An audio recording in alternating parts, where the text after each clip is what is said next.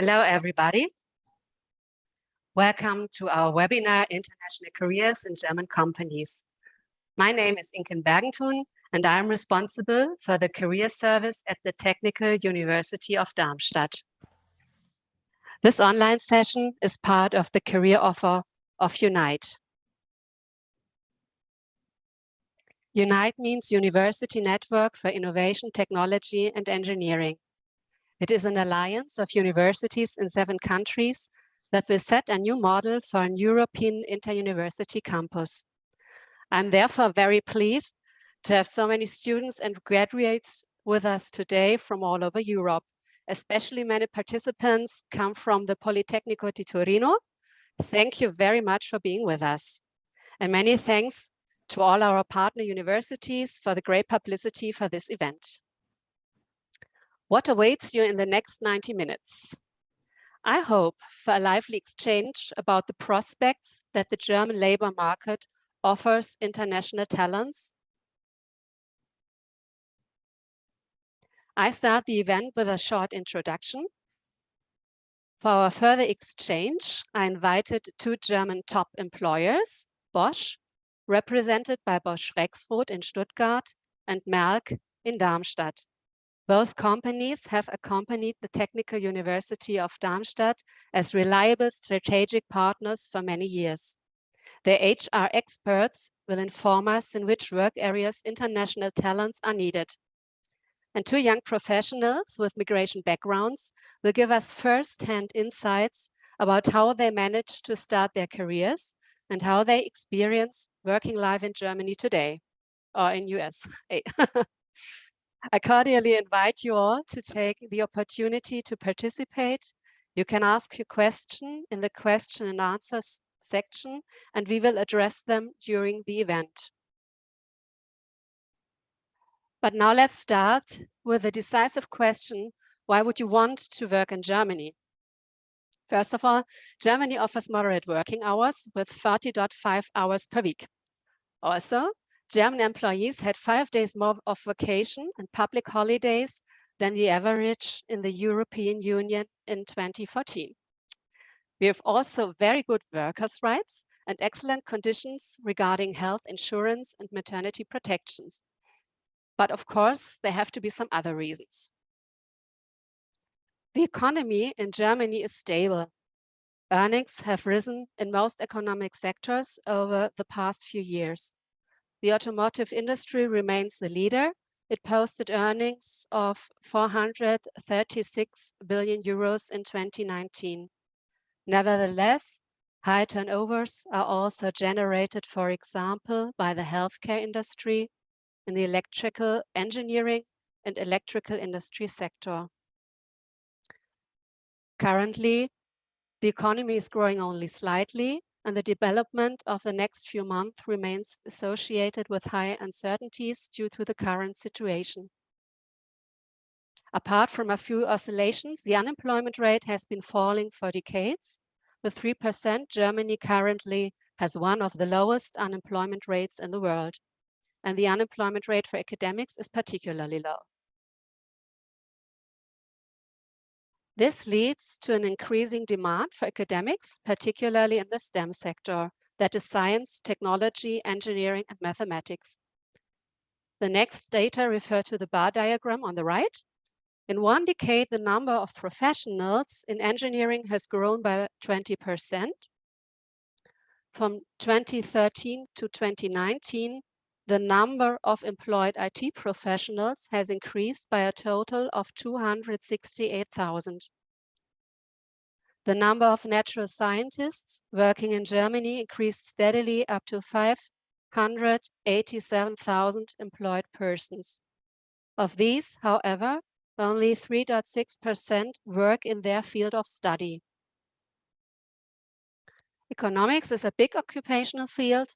29% of all persons who performed an occupation with a highly complex level of requirements were employed in an economic science occupation.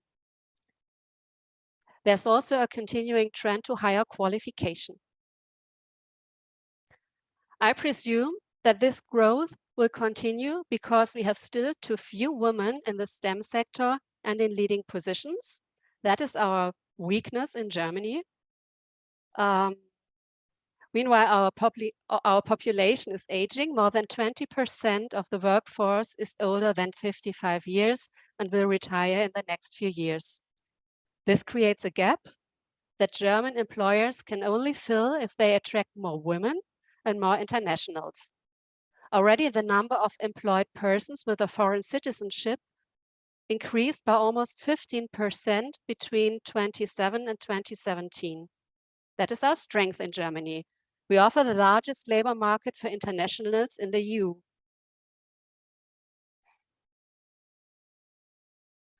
In Darmstadt, we are fortunate to live in a sustainable region that is continuously growing, the metropolitan region Frankfurt-Rhein-Main.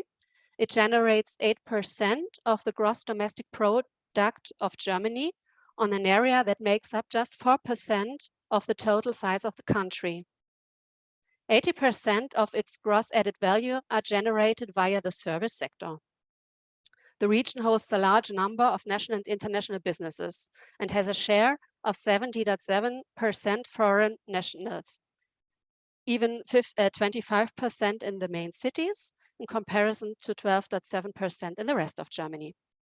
Also, we benefit of a high living quality and excellent transport links if ever we feel the need to get away quickly.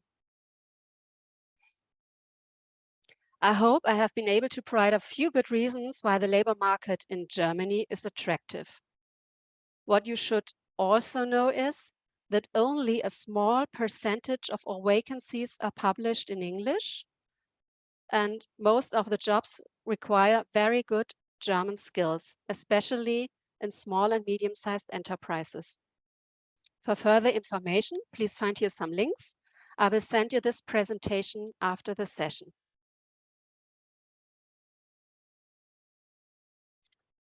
Fortunately, we have representatives from two very international German companies with us today, and I'd like to introduce them to you.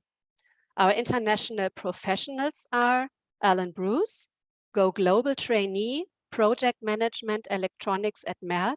She comes from Sweden, where she made her master's degree in chemical engineering at the KTH Royal Institute of Technology. We also have Adil Elias today from Pakistan. He's quality engineer at Bosch Rexroth after a bachelor degree in mechanical engineering in Italy and a master degree in production engineering in Germany. Our HR experts are Feline Broderius, Human Resources Manager at Bosch Rexroth, and Per-Elgar Schuttmann, Global Head of Graduate Sourcing and Recruiting at Merck. I would also like to introduce you my colleague, Dr. Angela Müller. She's career counselor for young researchers at TU Darmstadt, and today she moderates our exchange as well as the question and answers. Thank you. And now I hand over to the two colleagues from Bosch Rexroth. Thank you, Mrs. Bergentun, for the introduction. I will try to take over the screen. Let's see if this works. You should be able to see my screen now. Is this right? That's fine. Yeah. All right, great. So warm welcome also from my side. My name is Feline Broderius, and me and my colleague Adil Elias, we would like to give you an overview about Bosch Rexroth today, and Adil will share his experience working in our company later with you. So this is just, the overview, what I just told you, what we would like to tell you today.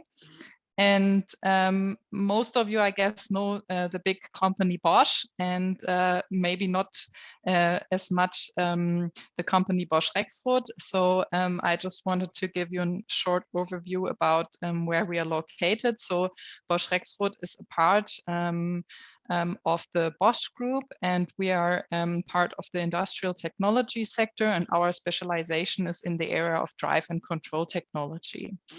And what does that mean? We have many technologies, different products, mainly components, modules, and systems in the area of hydraulics and factory automation. That means we are a multi-technology supplier, and we recommend solutions that combine the best technology for our customers. And our solutions increase the productivity, machine safety, and enhance energy efficiency because they all work together to produce systems perfectly. So this is just an overview about some of our products we have. And to give you an overview about how big we are as a company, Bosch Rexroth has a total sales of 6.2 billion euros in 2021, and we have around 31,000 associates around the world. And our activities are spread in all countries and all areas you can imagine. We are located in more than 80 countries worldwide and have more than 47 production manufacturing locations.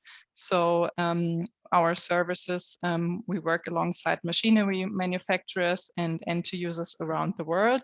And we also work on many international projects where we cooperate not only with our German colleagues, but also with colleagues in other countries.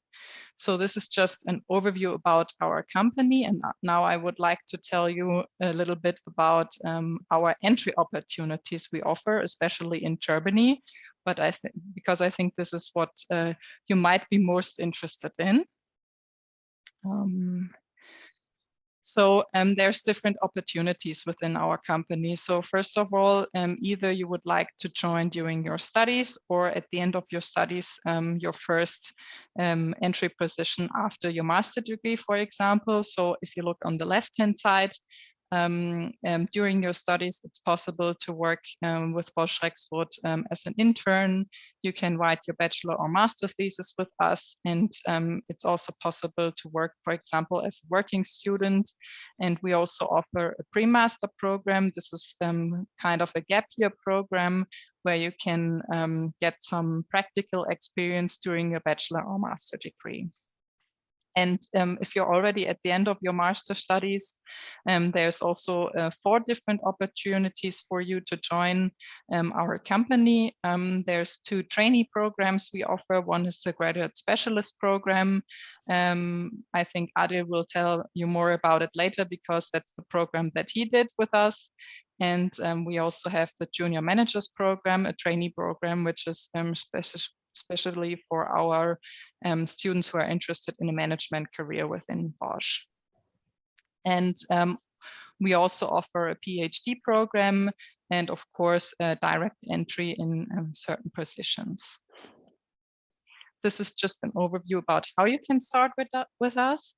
And here you can see an overview about the different areas we are working in and where we're looking for talents. So if we look on the left-hand side, you can see that our main target group lies within technical fields of studies. But if you don't see your field of study on this list, it doesn't mean that we would not be interested in you. There are also, of course, more opportunities than this. That's why I said, okay, if you study something similar, or also even if it's a commercial study, there might be also opportunities for you. But our main focus, of course, also lies in the technical field. And so we're looking for mechanical engineering, electrical engineering, industrial engineering, informatics, mechatronics, and similar studies. And we offer job opportunities in different functions within our company. Main focus lies, of course, in the area of research and development. Besides that, we also have, since we have 47 plants worldwide, a lot of needs in manufacturing area, or also in the logistics area. And information management with the digitalization currently going on is also a very important topic where we have a lot of job openings. and of course, quality management and purchasing, for example, especially for intern positions, are some functional areas where we have a lot of offers. I think the language skills is something which might be of interest for you as well. That's why I said, okay, in general, it's always good to speak German, yeah. But if your German is not so well, it doesn't mean that you don't have a chance to work with us, because since we're an international company, there are also many job offers where it's totally okay to speak English, but I would say that English is mandatory because this is, yeah, the international language we all speak with. And German is sometimes good to have, yeah, also to speak maybe at lunch with your colleagues, for example. But if you look at the technical tasks you have, there are, especially in the research and development area, many jobs also where it's not necessary to speak German fluently. If you look on the manufacturing side, for example, since there work a lot of colleagues also who don't speak English, yeah, it's always good to have good communication skills in Germany. But what I would like to add here is that in all our job openings, we always list the requirements we have for certain jobs.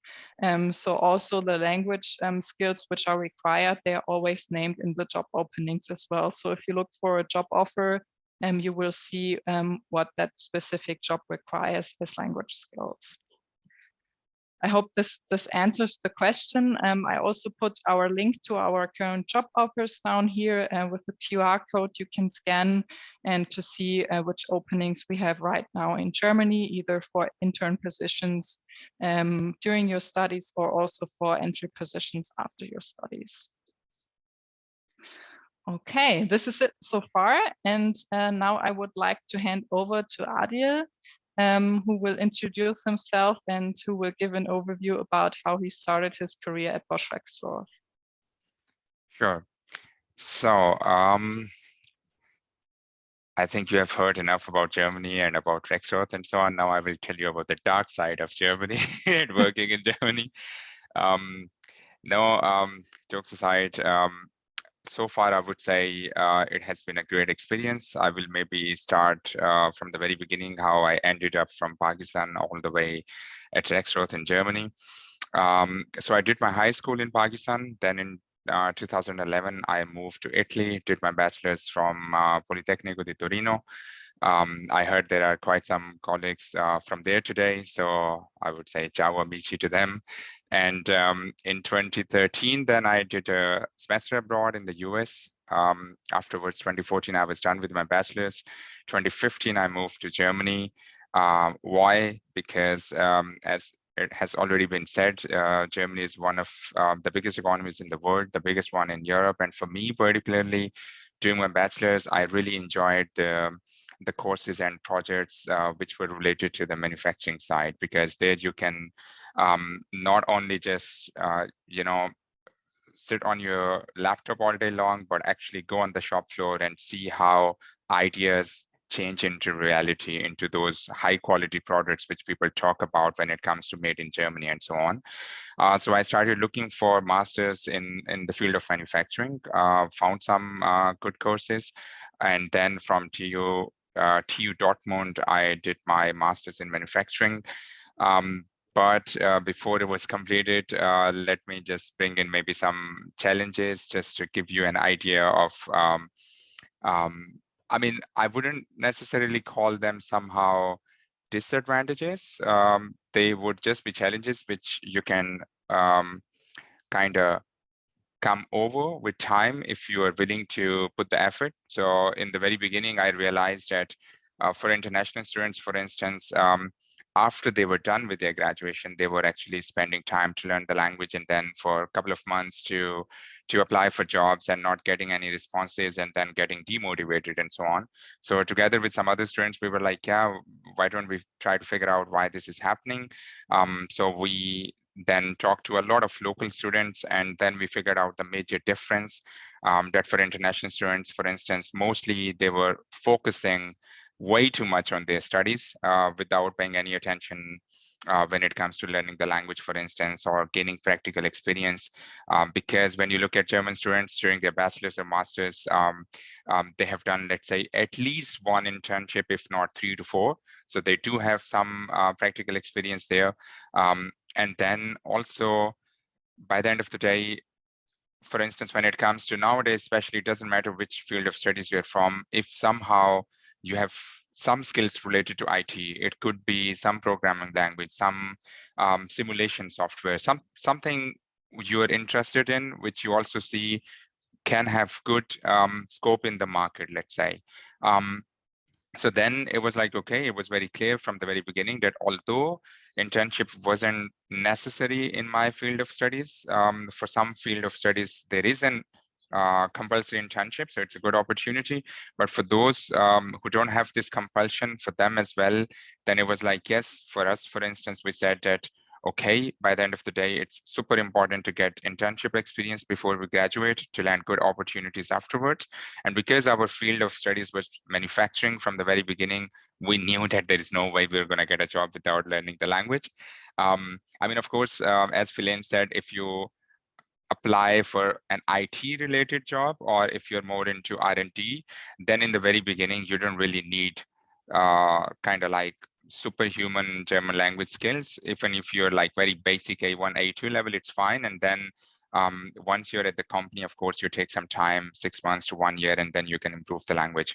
But for me, it was clear to go towards manufacturing. So that's why it was very important to learn the language as well.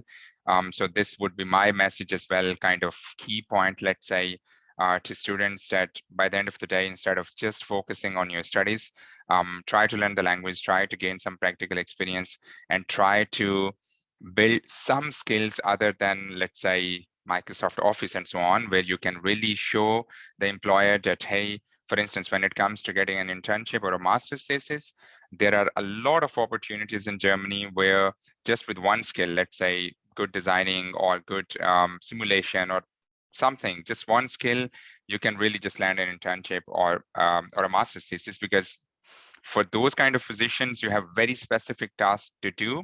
And if you're good at that specific thing, then you have the best chances to get that position. Because later on, when you apply, for example, for training programs or for full-time positions, a lot of other things come into play. But just for an internship or a master's thesis, your profile's relevance is super important. So let's say a person who is a graduate from, I don't know, from MIT, but a very generic kind of profile, compared to a person from a very let's say average university from Germany, but having good skills in what that internship or master's thesis position requires, I would say from my personal point of view, that person having that skill has better chances of getting it. So when you start your studies in Germany or somewhere else, if your target market is Germany, then just try to see what kind of positions you can apply after your studies. And then according to that, see what those positions require actually. So, and then start preparing those requirements in the next months somehow. So if you know that, okay, these positions require the language or this and this particular skill set somehow, then you can take that time during your studies already to develop that skill set, instead of, after your studies, then you open the job market and you're like, oh yeah, okay, but I don't know how to do this and that. So now there is no time to do all that, because then employers also see like, yeah, the person has graduated, I don't know, since 1 year, 2 years, whatsoever, and not really getting a job. Of course, I mean, not every employer, but some employers might actually question then that why this person is sitting there for so long. So yeah, this was then somehow, let's say, the experience and my learning then, which really helped me then already before my studies to land some job opportunities. For me, it was very clear that I wanted to do a training program because of all the advantages you get. So you get to work in different fields. For me, for instance, it was 6 different departments at different locations in Germany and in the US. So for instance, development, manufacturing, sales, quality, and so on. So you get to build a really good network. You get to know the company inside out, I would say, in 2 years. And afterwards, then it really helps you in your further career. So for that, then by the end of the day, it was important that you, I mean, language, I would say to some extent, some companies, their training program, their job descriptions there in English, so it's fine even if you don't speak the language. But if you can show that, oh, I'm sitting in Italy or in Sweden or somewhere else, but I'm already learning German, so I have A1, I'm working on A2, that really shows the motivation to the HR that yes, this person is genuinely interested then. So even if you're not at C1 level, they will be interested in hiring you, just looking at your motivation of learning the language, let's say. And for training programs, because we are working at so many different departments, you already have the opportunity in the very beginning to go into departments where you don't need the language a lot. And then with time, of course, you can learn then.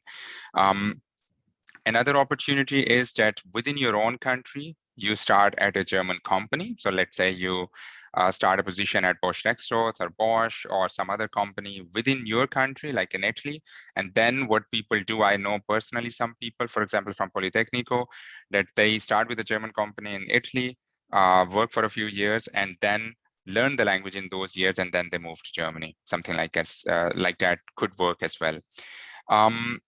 When it comes to the German culture, I would say there as well, there are some things, same things which could be really good for some people, could give some tough time to other people depending upon what background you come from. So for me, for instance, 4 o'clock in Pakistan means 4:30, sometimes even 5. In Germany, 4 o'clock means 3:55, something like this.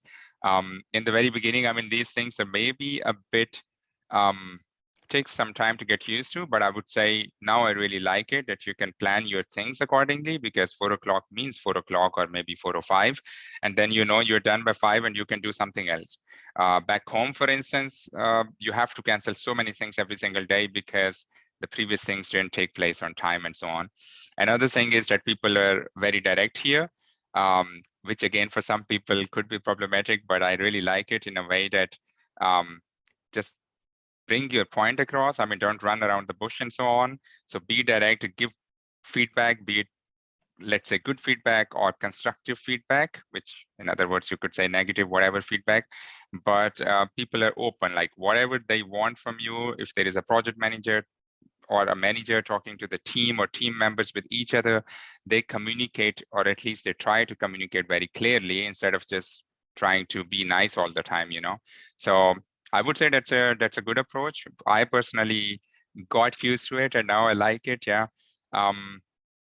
Another thing is when it comes to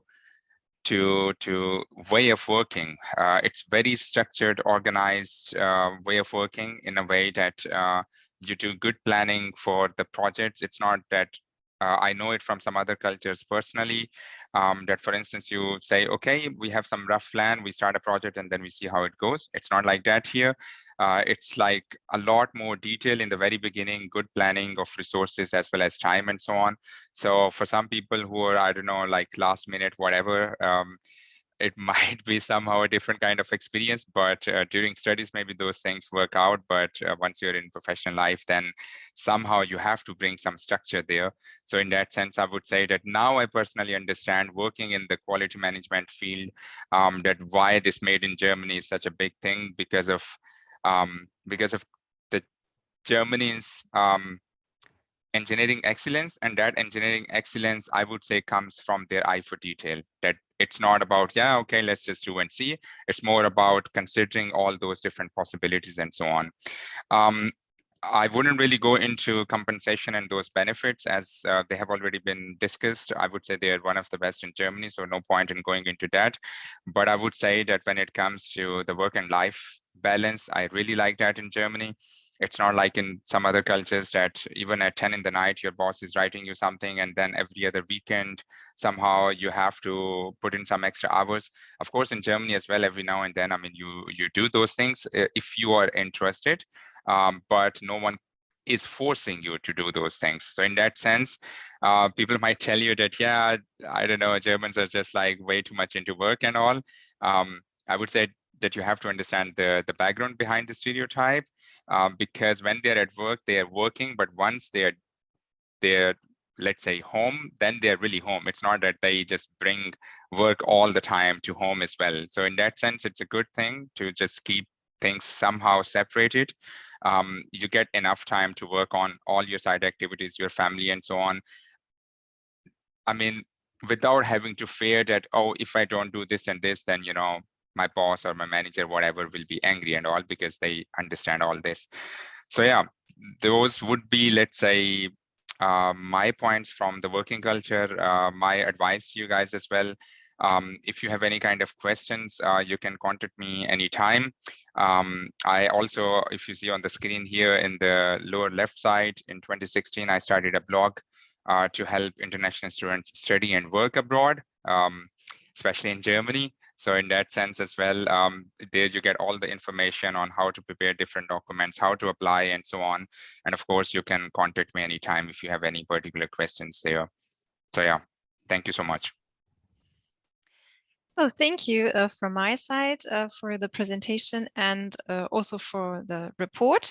Thanks a lot. We have reserved a few minutes for answering at least a few of the questions that were posted in the Q&A session. For now, the rest will hopefully be answered at the end of the event when we still have some more time reserved for that. Let's go through them very quickly. I am not quite sure. The first question was about vacancies for computer vision or remote sensing, but you answered that already, right, Mrs. Broderius, with regard to the Stellenmarkt, so where to find vacancies, correct? Yeah. Yeah, and this Okay. is also an area where we have some job offers. Yeah. Great. Is an application from Finland possible? There are no restrictions where you come from, so of course, yeah, there is. Yes. Yes. So you employ people from all over the world, correct? Yeah. I mean, it always depends on visa and some general regulations we have to consider, but I think there's no difference in other companies. So there we have to follow the general German policies we have. But in general, there's no restrictions from our side wherever you come from. Yeah. If Mr. Schlutmann, you want to make some different answers with regard to your company, then you're also invited to do that already at this point. Yeah, perfect. So so far I'm totally aligned. So okay, perfect. The next question regards the German language skills. Someone asks, is there a certificate required? And if there is, does it have to be a specific level? In general, I would say no, because I think a certificate is not necessarily proven, to have a certain level. Officially, I know, but it always depends on the individual skills the person brings. So whenever there's a job posting where we say, okay, good German skills are required, this could be, for example, either B1 or B2, but it always depends on the individual skills in speaking or writing, for example. And I think we will, if we have a question to that, if you apply for a job, we will just give you a call and ask you what your skills are, or speak in German to you to get a first impression about your skills. And this, I think, proves more than an official certificate where you have to spend a lot of money. So I would not recommend you to do that if you don't have to. Yeah. I would like to add 1 to 2 points there. So I have experienced this personally, them calling, try to figure out your level. So maybe try to sell your level in the CV a bit low. And then when you speak good, it gives a good impression compared to you tell them, oh, I'm C1. And then after all, you're like A1 or A2. So instead of saying business advanced, whatever, if you just say good skills in the interview, they will figure out that you have better than good skills, which will be a good impression. Yeah. And secondly, then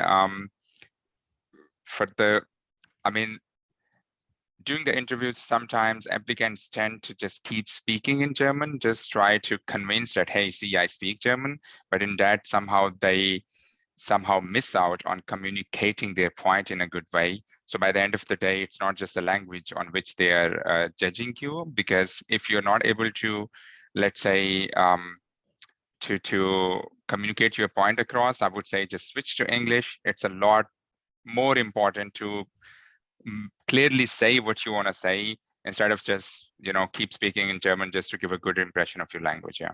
Mm-hmm.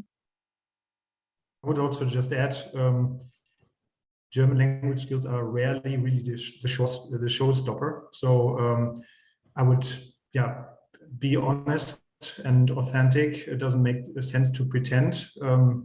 I don't know, hiding something in your resume and then everyone will realize during the interview. So I think being perfectly honest right from the get-go is the best. And in the end, we want to have the right skills, the right background, the right academic track record, and German language skills is rarely the case that we say this is not the right role because you do not speak German. Mm-hmm. Thank you. The next question touches the topic of networking or connections, as it is here proclaimed.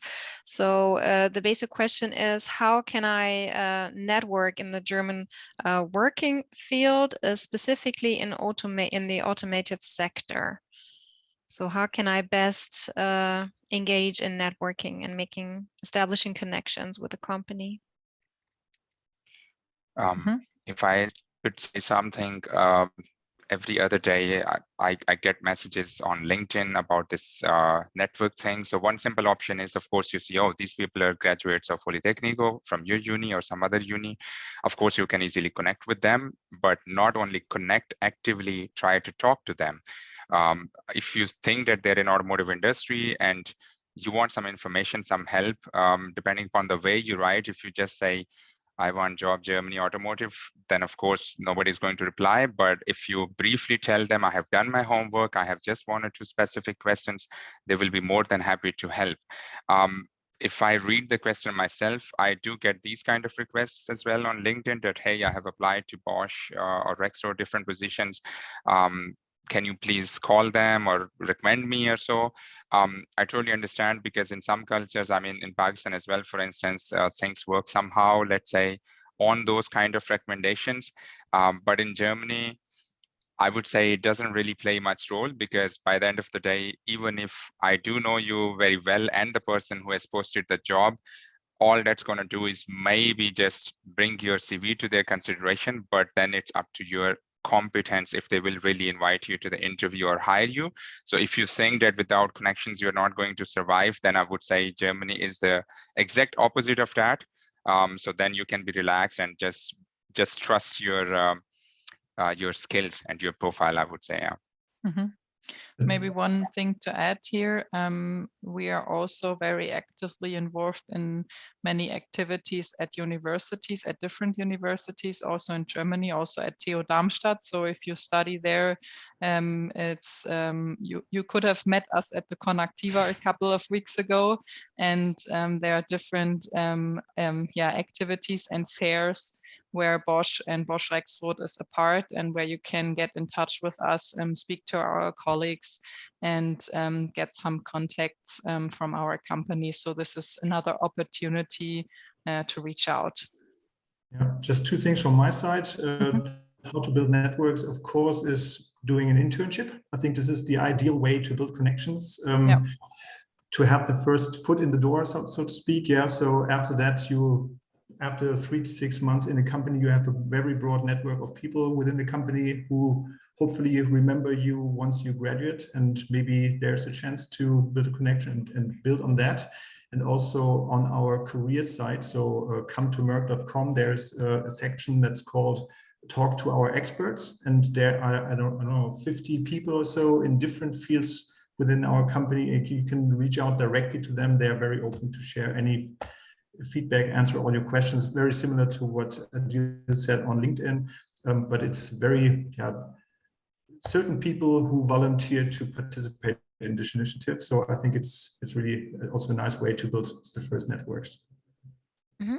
Maybe one last specific question, or specific in the way that it is directed at Bosch Rexroth. How can I apply for the graduate specialist program? Mm-hmm, mm-hmm. There are different job openings for the graduate specialist program. I think currently we have 6 or 7 open positions, and they can also be found on our job market. So it's quite easy. If you go to our career website and look at the open positions, you will find all the open trainee programs there as well. Thank you. That was the last question for now, so that we're able to stick to our time schedule. But I would like to take up one question that is also directed a little bit to Inken, to my colleague, and that's about, can I get a recording at the end of the workshop? We will record the whole session and then publish it in the Unite Meta campus. I can surely send you the link afterwards, but I have to try how it goes. I never did it before. Thank you. Bye. Yeah, thank you, everybody. That was great to listen to you. Thank you for all your engagement, and especially Adil, thank you for being open and holding us the mirror. It's always interesting to change the perspective. Now we would like to get some insights from Merck, and we pass to the other team.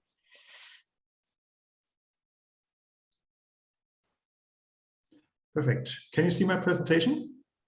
Yes. Wonderful. So you have already heard me talking, and just a nice welcome and hello everyone. So I was really looking forward to the session, interacting with you, and I think it's just a very short pitch that we are doing here, and we can only answer so many questions, but I think there are more questions coming in later on to your mind, or just what I wanted to offer, and I think that also holds true for the guys from Rexroth, is that you can of course reach out to us later on after the session, find us on LinkedIn or reach us via email. So I think we are all very happy to answer all your questions that you have. So just a brief introduction of myself. I joined the company in 2009, so 13 years with the company, always in recruiting. And now my current role is focusing on graduate sourcing, so how we bring graduates and students to the company. And I was really smiling when I saw Filine's presentation, because mine is very similar. So it looks as if something that we talked about, but you would see that my presentation is very similar. And you will also see me nodding all the time when Adil spoke. I think I can totally sign many of his points that he made. So I think we're not that far apart from each other. Okay, let me hop to the next slide. Oh yeah, here you see it.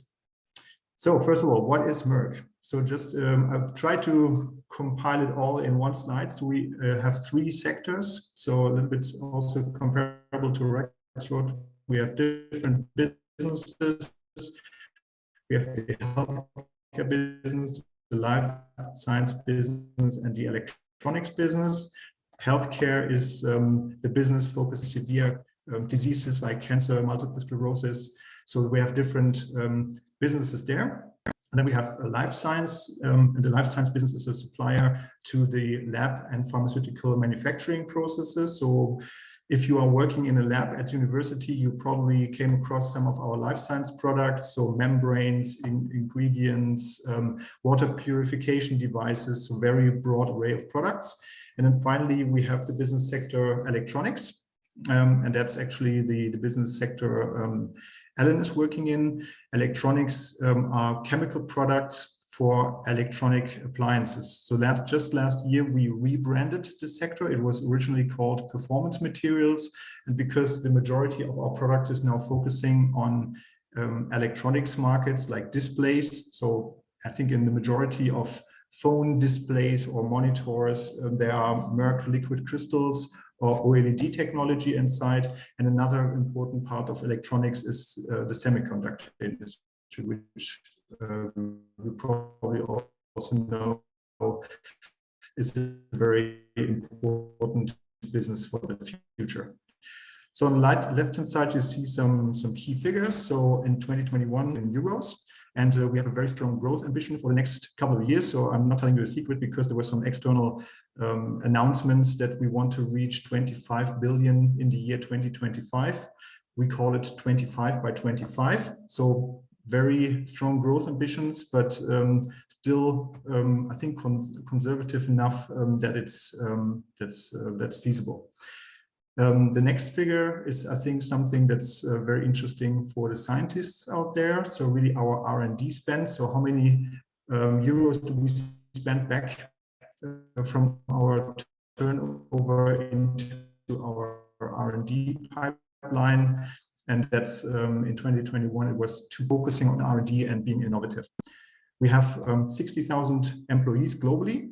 And when I joined 13 years back, we had 30,000. So just showing you how we are growing. And of course, it's not just possible by organic growth. It's also because of international acquisitions. So we acquired company primarily in the US. And that's why we are now that large. And I think we are even growing more to facilitate the growth ambitions that we have for our revenues. We are active in 66 countries globally, so very international. And that's also what I personally like very much about Merck, that it's a very international environment.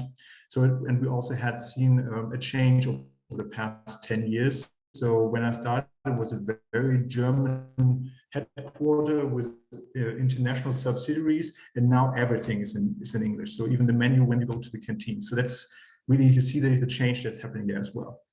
I think a very unique fact about Merck is that we are very old. So we were founded in the 17th century in 1668. We are by that the oldest pharmaceutical and chemical company in the world. We are very proud of that. And the majority of the company is still held by the descendants of the original founders. So 70% is family owned and 30% is stock listed, for example, at the German Stock Exchange. I think this also gives a very nice mix of cultures. On the one hand side, we have the tradition, and on the other hand side, we are very innovative. So I think that's really nice, and that's keeping people happy with the company. And of course, also our diversification. So it's not just healthcare or electronics, it's really very diversified, and it's also opening up career opportunities. So there are good examples of people who started originally in healthcare and then moved on to life science or electronics or into one of the group functions. So maybe just some key figures so that you know how big the different businesses are. Life sciences is our biggest business with about 25,000 employees. Healthcare has 17,000 employees, and electronics has 7,000 employees, but all of them are growing rather nicely. On the next slide, I'm going to show you our global footprint. So the biggest region we are operating in is the region called Europe, Middle East, Africa, where there's also Germany included. Here in Germany, basically in Darmstadt, we have more than 10,000 employees. And the rest of Middle East, Africa is also another close to 20,000 employees.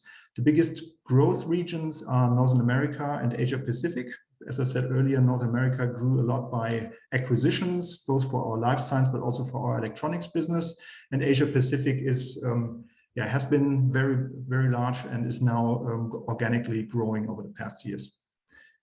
South America, we also have facilities, but it's mostly manufacturing and commercial, so no R&D in Southern America. Let's see if I can move this. Yes, on the right-hand side, you see some additional figures, so like diversity, all no secret numbers. So this is taken from our financial reports.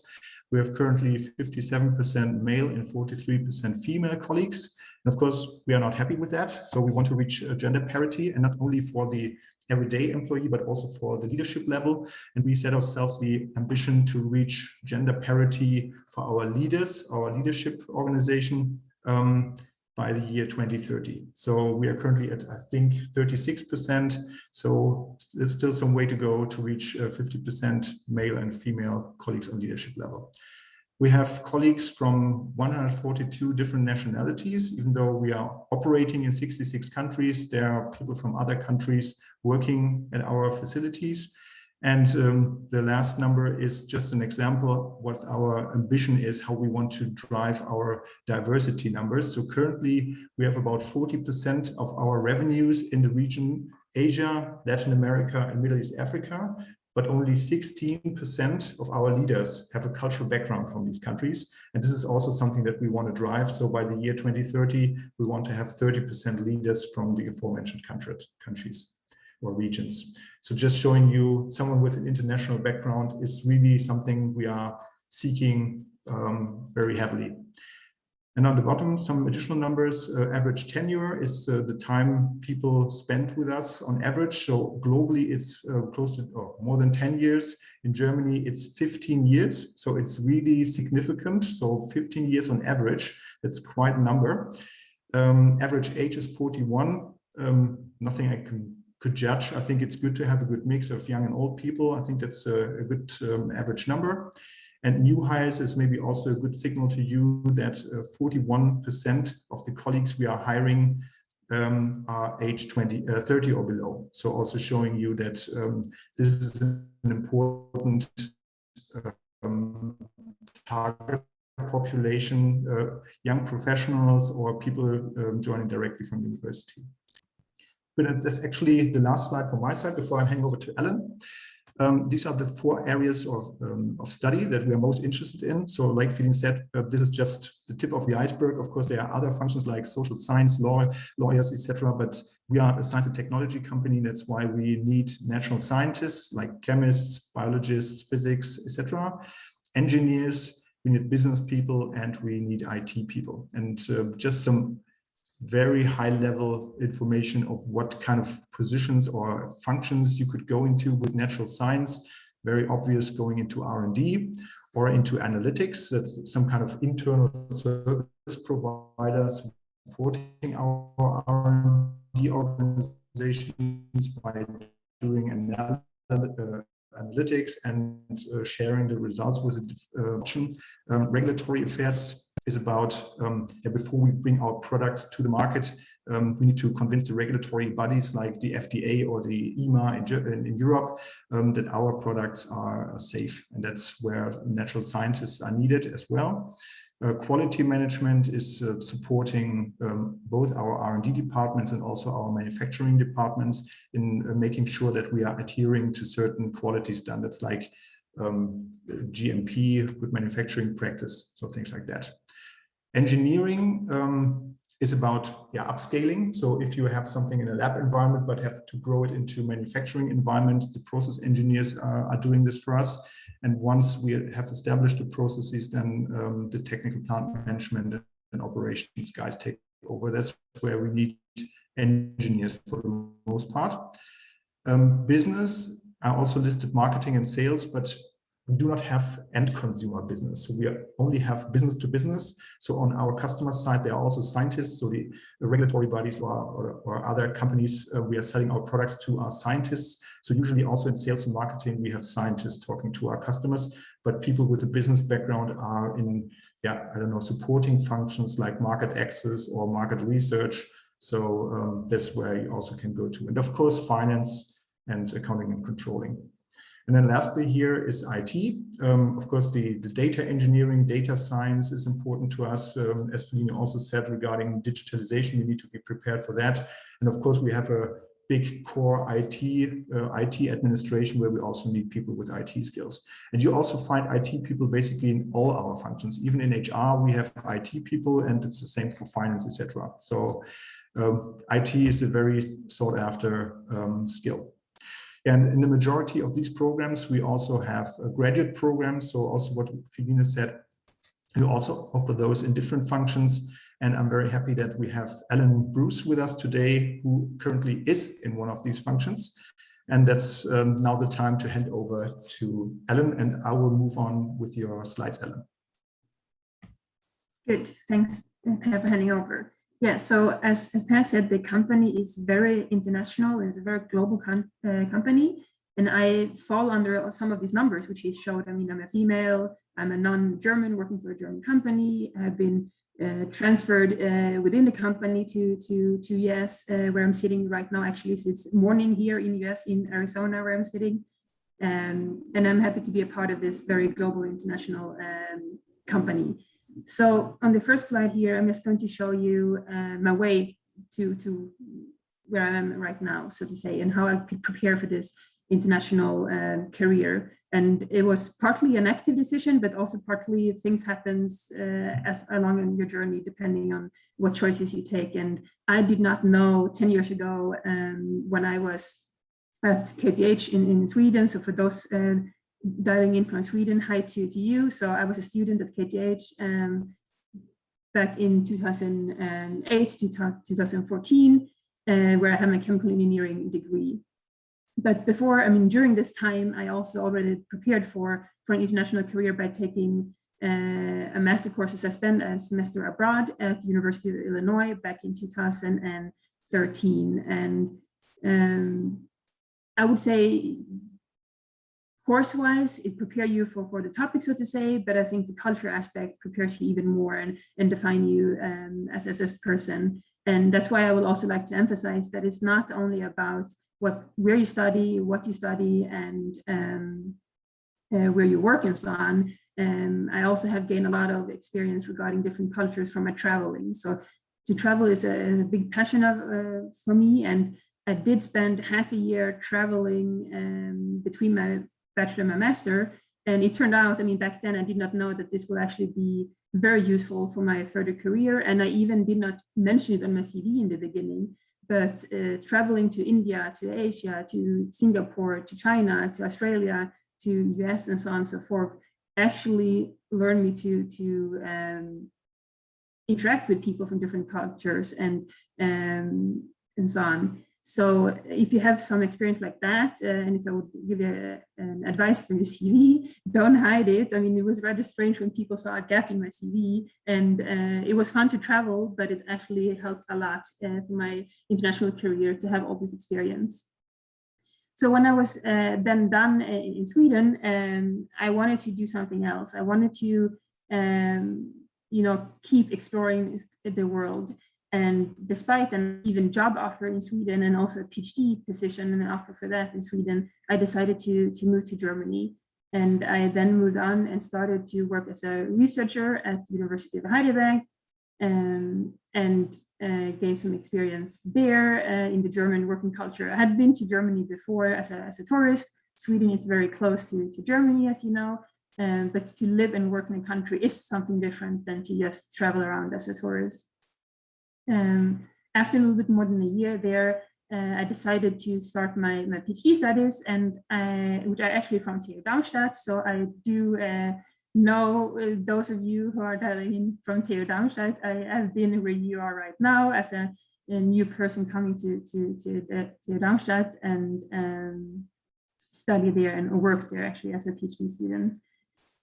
During my time at TU Darmstadt, I also took the chance once again to explore the world and to see something else. So I spent part of my research at Penn State, so in US, in Pennsylvania. I spent 3 months and once again, I learned a lot about the culture, how to work in another country, and I just broadened my network and see something else than the buildings at Lichtwiese at TU Darmstadt.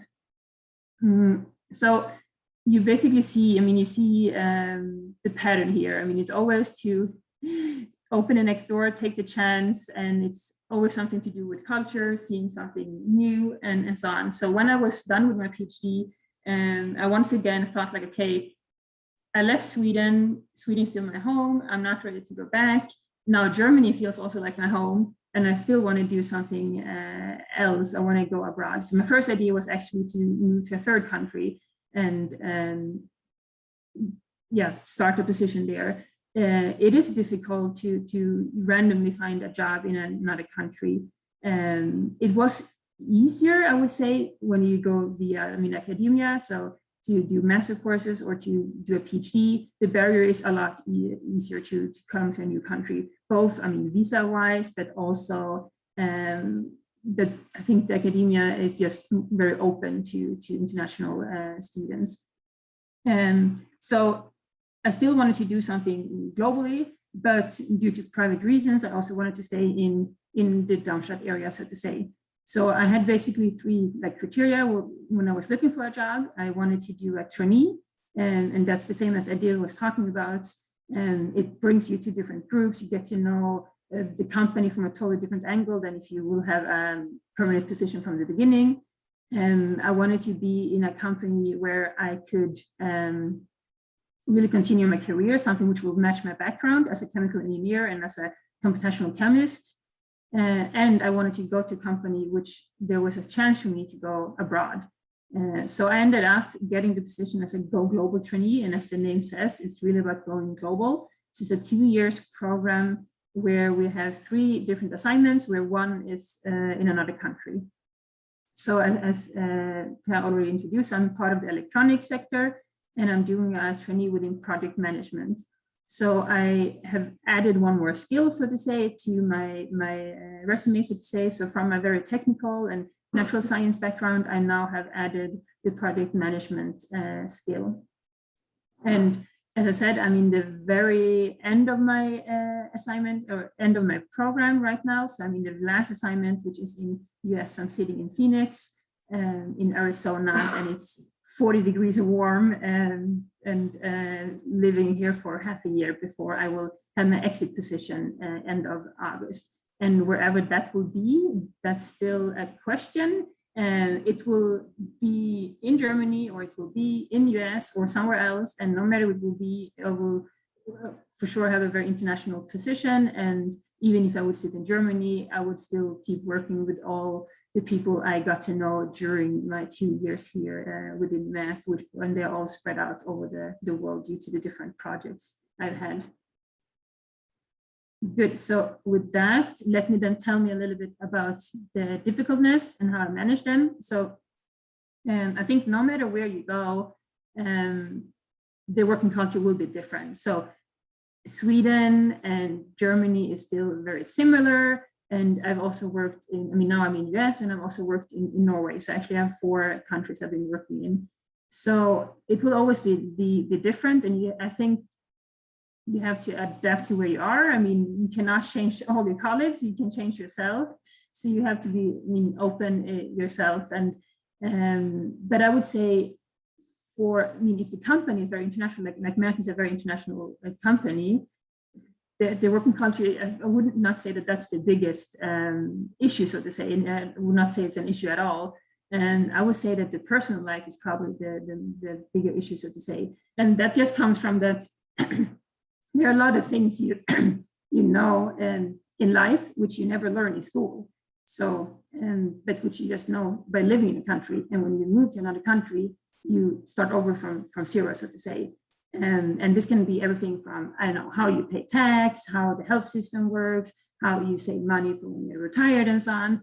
I never learned that in school, but you just know it by living in the country. So for me, the challenge was rather the personal side, to say, to learn all these topics. And the third bullet point here is the language, and I'm not going to spend too much time on that. The rest of the people here in the call have already talked a lot about it. I was lucky in a way. I do know German. I do have C1, and I happened to pick German when I was 12 years old in Sweden as my 3rd language.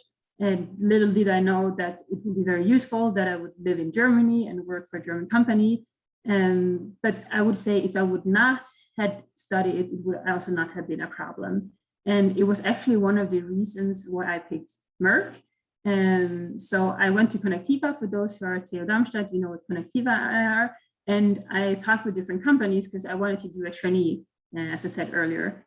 And I talked with other companies, and some of them said, oh yeah, great CV you have, your skills. Just so you know, you need to be perfect in German, and the whole training program will be in German. For me, it would have not been a showstopper, but for me, it tells something about the company. And it was not fulfilling the one of the criteria I talked about before, that I wanted to go abroad within the company. So if the already trainee program, which is supposed to be a very open program, if that's already so limited that everything will be in German and you're not allowed to travel around and see different sites and so on, that was for me rather why I would not pick a company like that, and not because I would be scared for the language. And the German language is not a problem within Merck. So the job description was posted in English. My interview was in English. I have never really had a problem with not knowing all the technical terms in English. But I just wanted to point out that if you do know German, you would actually be a plus. So since I do know German, I have been sitting in meetings where I have been the one translating between the Germans and then the English-speaking people. So as I said, it's a plus, but not a must. On the lower right side here, the factors for success.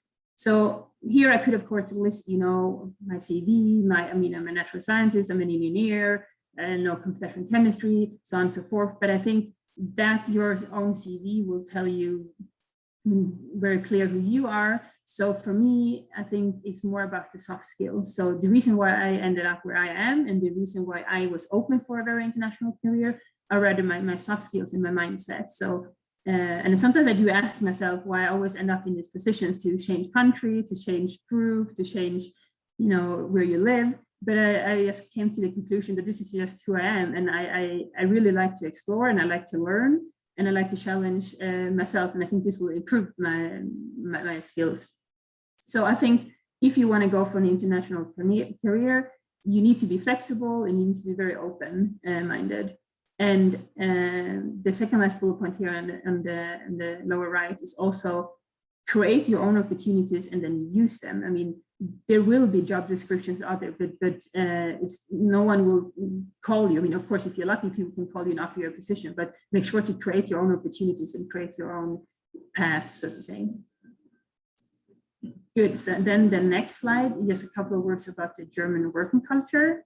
I think it was funny also to listen to Adil. So I mean, I would say I agree with a lot of the points, but I also had problem, to be honest, to write this slide because everything is just relative, right? It depends what you compare with. So I can compare with the Swedish market. I can compare with how it is to work in Germany, how it is to work in US, and how it is to work in Norway. And it was actually funny to read. I was Googling a little bit also like how people see German from the outside. And I think that the bullet points I'm listed here are generally in Germany that it was already talking about. I mean, it's very structure, functionality, and so on.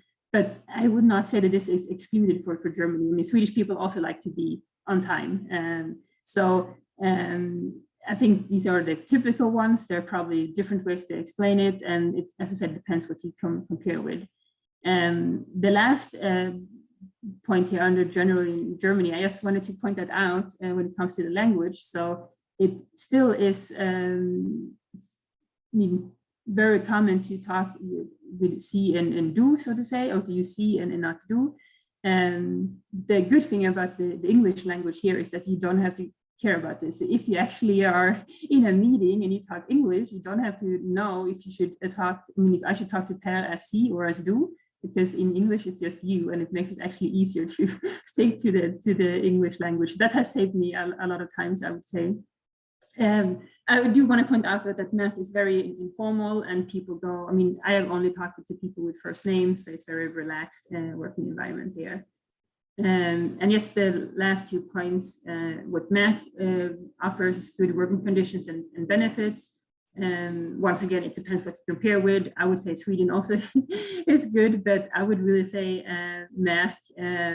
When I compare with friends and in Germany, I would say Merck is really offering very good conditions. As Per also showed, the numbers tell you that it's a large company and there's just huge opportunities for different career options within the company. So that was everything from my side. So I would just motivate everyone who have the mindset to be open and flexible, take the chance to have an international career. You will learn a lot, not only about the topic if you're a product manager or a quality manager, but you will actually learn a lot about the culture, which will help you in life in general. Thank you for the presentation and also for this report. Now, again, we have some time reserved for questions. Adil was very, very busy answering questions in written form during the Merck presentations. Thank you so much for that. And I'm sure, that was a great help for those who had questions. There are still some questions open. We will try to answer those in the remaining time. But first of all, I would like to point out the questions that are directed to the Merck presentation. And I would assume that Per Schotman would be the person to answer the following question. And that is by Rifat. Hello, I would like to know more about the master thesis opportunity. And maybe if we talk about master thesis opportunities, you could also try to answer another related question. Is it possible to write my master thesis with the company if I don't do an internship over there? Yeah, so that's that would be my answer to the question. So ideally, you have done an internship with us so that you know people and people know you and know your qualities and see the potential in you, and hopefully then they will offer you the opportunity to do the master thesis or even bachelor thesis or later on the PhD thesis with us. So I think that's always best, yeah, because we do post positions. So we post positions like a master thesis in topic XYZ, but it's very rarely the case. And is it really the right PhD or master thesis for you? So the topic really needs to fit, and that's really unlikely that you will find the exact right position on our career site. So I think it would be best to do an internship first. And based on that, after you reach a certain stage of your academic career, you can reach out to your former managers and say, now it's time for me to do my master thesis. I have a certain idea on a topic. Is that possible to write it here? Or do you have a topic that I can make work for my university? I think that's the best way. Second question was, is it possible to do it without an internship? As said, it's really rarely the case, or it's more difficult to find a job posting that's exactly for you. So otherwise it would be really like a cold call. And of course we also receive them, like Adil also said, people are reaching out to you asking for reference to a certain job, but it's really hard. And there are so many opportunities, and we do not have the capacity to take the resume and take it through all the different departments and try to find a host for a master thesis. It's just not possible from our side. So we are working too efficiently to make that happen. So we are really looking for some initiative from the candidates. Maybe, like Adil also said, maybe the first touch point could be reaching out to people via LinkedIn who are in the exact right field for you, for your master thesis, and just check that way if there is a match. Mm-hmm. Thank you. One more question addressed to you before we move to a question that goes to Ellen directly. Is it recommended to have a German education, or, for example, is a master's degree from Italy good enough? A master's degree from Italy is good enough. I can be sure of that. So I know a couple of people who did a master's in Italy, or yeah, so that's absolutely okay. But of course, you need to describe your motivation, why you are interested in joining us. So I think that's really key. So ideally, as Adil also said, it would be nice if you could show your motivation by having started language courses, etc. So in the end, we want to have the brightest students taking on the roles, and the academic background. So if it's in Germany or elsewhere, or the language is just a secondary criteria, I would say. Mm-hmm. Thank you. And then the question that is directed to Ellen, I will just read it out loud so that everyone knows what the question is about. Doesn't the continuous change of companies between countries make your CV look very jumpy? Have you ever been questioned about your global experience by any HR? And can you be more specific about how the world traveling experience helps with your career?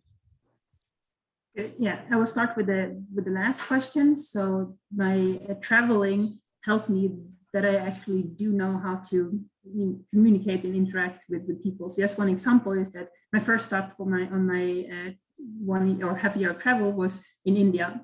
It turned out later, when I was a PhD student in Darmstadt, that half of the people in that group actually come from India. And it was just so much easier to work with them as a team.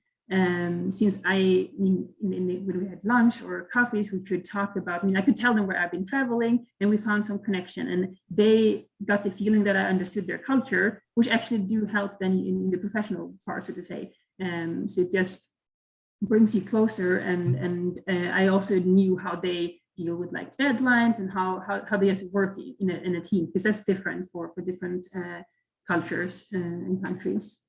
Regarding the jumpy CV, so I would say everything depends on how you sell your story. And keep in mind that when you apply for a job or you apply for a PhD position or an internship or whatever it is, whatever level, it's about your story, and that is not coming out directly from your CV. And if you would just list what you have done, of course, they get a picture of what knowledge and expertise you have. But I'm pretty sure that I'm not the only chemical engineer from KTH. I'm not the only computational chemist from TU Darmstadt. But the package together with all my soft skills and my story makes my selling point, right? And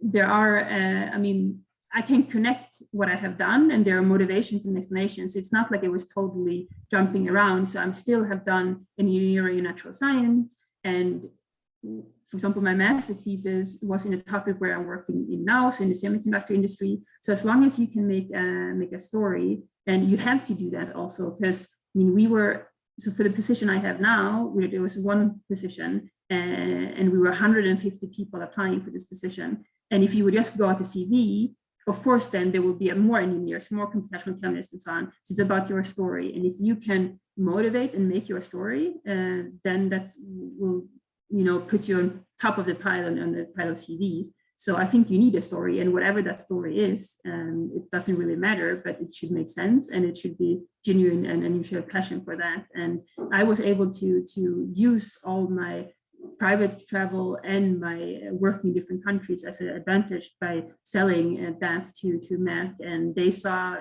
my skills in that, since it's a global company. And I think Per also told me the other day that they have not hired trainees who do not have international background or have working experience or been studying abroad. So you need the skill if you want to have an international career.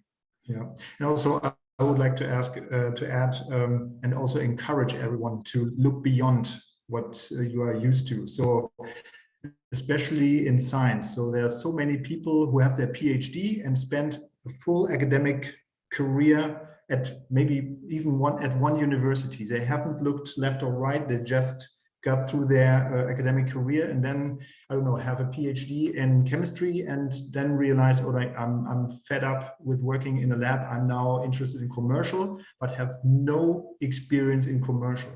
And I think it's a wise move to squeeze in some time to also do an internship in another function, just to look beyond, even just to try out, is it something that's a missed opportunity for me if I haven't checked it. So I really like students who go very broad and look into different fields versus the people.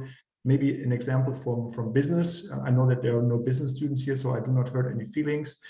People who studied, I don't know, finance and do 3 internships, one with Deloitte, one with PwC, and one with KPMG, and they want to start in tax advisory.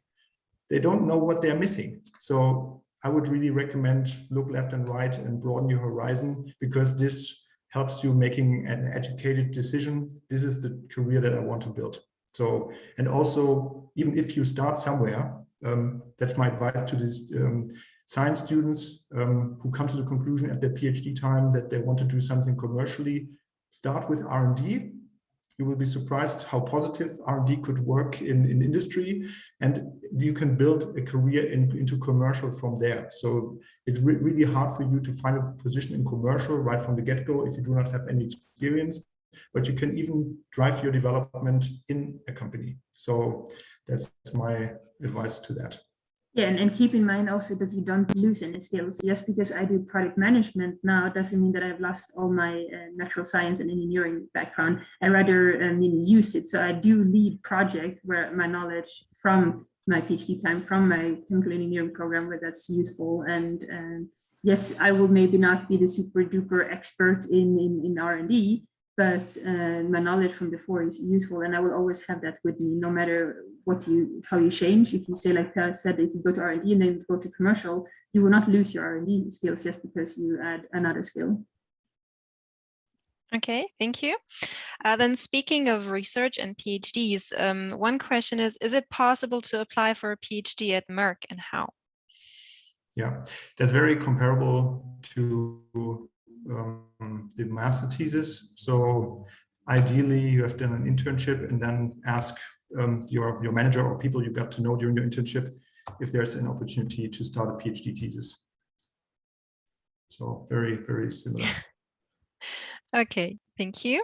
The next question is by Musam. Hello, I'm a newly graduate in mechanical engineering from Polito di Torino, and I am planning to do my master's in mechatronic engineering. Is it good to go for a master or gain some experience? So my general advice would be do the best academic degree that you can achieve, because this will open up doors later on. So, for example, there are scientists asking me, is it really required to do a PhD after my master's? And I would say it really depends. If you want to stay in R&D, then the PhD is more or less required. If you want to do something else, then you can go with a master's. So the same here. So the better you are qualified, the more opportunities or options you will have later on. So maybe there will be a manager who has a position to be filled, and he has master's students or people who have a master's degree with 2-3 years of experience and someone with a bachelor's degree. And then the person will probably give the opportunity to one with a master's degree. And in Germany, there's a specific situation that we have the apprenticeships. And funnily enough, people with a bachelor degree, they are competing with people who have done an apprenticeship. So because they just have their 2-3 years at university, and an apprenticeship is also 2-3 years, so they're very well embedded into the company. So it's really hard to enter the company on bachelor level, at least in Germany. And then another question related to Merck. When will the global graduate program open? So the one that Ellen is involved in. Mm-hmm. So we have different programs, but the majority of them starts in September each year. And we start posting the positions either in December or in January of every year, and then do the selection process in spring. And then we have the final candidates to start in September. So for this year, we are done. The only options that we have for our programs are in-house consulting, which is a very specific program where we need people who have some kind of dual background. So they need to have business plus science or engineering. So because the different projects they're working on are very diverse, and so we need people who have a very diverse background to really get into different programs, different projects. So in-house consulting would be the only option that could be of interest to scientists or engineers in the second half of the year, but they have this special criterion that they are asking for people who also bring business. So not necessarily you have to have studied this, but maybe you have done an internship in commercial and complement your science skills. Mm-hmm. Thank you. Then another question, do we need to have a German work permit in advance to apply for an internship at Merck? It definitely helps. Just put yourself into the shoes of the line manager who is posting the position. Am I taking the person from, I don't know, Darmstadt University, or am I bringing someone from Pakistan where we have to work out the work permit? So I think that's the major hurdle. In the end, the best qualified candidate wins, and we also often bring in the visa filing. So we are supporting this visa, but I think it's really hard to make the decision for a 3 months or 6 months internship to offer the visa service to someone who doesn't get the work permit. I see Feline nodding all the time. I think it's very similar to Rexroth. Yeah. Right? Yeah, I just want to add one thing. So within our company, it's easier if you study at a German university because you have an inscription in a German university, and this is always easier for us. If you don't work in Germany, I know that there are some students here today who don't study in Germany. It's the same answer I can give that Per just gave. Either you have a work permit or we support you, but this really depends on the position. And I would say it's more often the case for entry positions than student positions, because it's a lot of effort, and the company has to put in that if you only stay for 3 months. Yeah, so Just a quick point. I think there were some more questions. I was answering similar questions. So if you're somewhere in the Shenzhen area as a student, you can go to another Shenzhen country and work there up to 3 months, 90 days. You don't need a visa for that. But if it's more than 90 days, then usually you need a visa. And then as Philin also said, depending upon the role, if they need the person right away, then of course it's not worth it. But if it's a trainee program or that kind of position where usually final decision is made literally 6 months before the position even starts. So in that case, then companies are very much willing to, I mean, just with the offer letter from the company, you just fulfill other requirements from the embassy and you get the visa. That's it.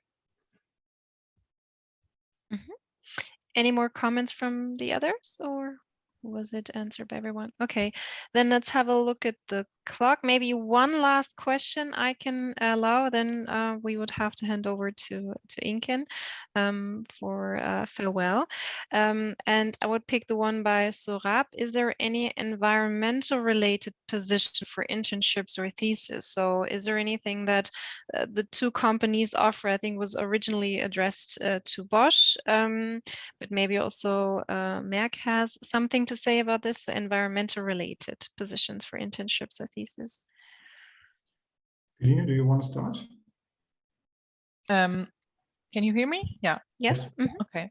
Yeah, of course. There are positions also in the environmental area. There's a lot of topics around energy efficiency or electrification, which are somehow hot topics right now, also in the area of hydraulics, for example, where a lot of customers ask for more environmental friendly solutions. So I would say definitely yes, it's possible to join in that topic as well. Yeah, so same here. So I think there are two main areas that could be of interest. On the one hand side, we have EHS, so Environment, Health, Safety departments who are taking care of certain standards. And then we also have sustainability. As Feline said, it's the hot topic, and it's part of our corporate affairs department, and the colleagues there take care of that. And I know that there are also occasionally interns working there. And thank you very much from my side, and I hand over to Inken. Okay, I think there's nothing left to say. Thank you all for your for the information you have us provided. We started with the labor market in Germany, then we had insight into big companies. But I think the most valuable for us all is that you shared your experience with us. You gave very helpful hints. You showed us a lively picture with pros and cons, and I think everybody at home can now think about it and make the best of it. But I think your personal messages are the ones that will stay in our minds, and we will always thinking about your I don't know how to say your points and your arguments. And thank you all for your engagement and for your contributions. And well, goodbye, everybody. Thank you very much for having us. Thank you. Good day. Bye-bye. Bye. Thank you. Bye-bye. Bye. Bye.